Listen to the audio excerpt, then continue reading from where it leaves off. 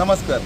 सध्या दिल्ली जंतर मंतर येथे जे उपोषण चालू आहे सोनम वांगचुक यांचं, हे भले शेतकऱ्यांच्या हितासाठी नसेल किंवा विद्यार्थ्यांच्या समर्थनासाठी आहे, परंतु याचा पूर्णतः जो संबंध आहे हा शेतकऱ्यांबरोबर पण जोडला जाऊ शकतो। त्याचं कारण असं, वारंवार शेतकऱ्यांच्या देखील आत्महत्या होतात। आजच्या नीट परीक्षेत जवळपास 20 विद्यार्थ्यांनी देशामध्ये आत्महत्या केली।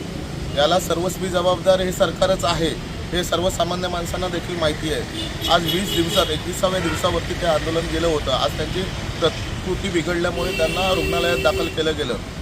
याचाच निषेध म्हणून 20 तारीखला जे आंदोलन आहे त्याच्यासाठी एक दिवसाचं लाक्षणीय उपोषण म्हणून आंबा बागायतदार शेतकरी संघटना देवगड येथे तहसीलदार कार्यालयासमोर करणार आहे। वारंवार सरकारकडून प्रत्येक वेळी ज्यावेळी 21 दिवस झाले, या अगोदरसुद्धा अण्णा हजारेंचं उपोषण झालं होतं, त्यावेळी काँग्रेसचं सरकार होतं। सरकार कोणाचंही असून देत, परंतु त्या उपोषणाची दखल घेतली गेली।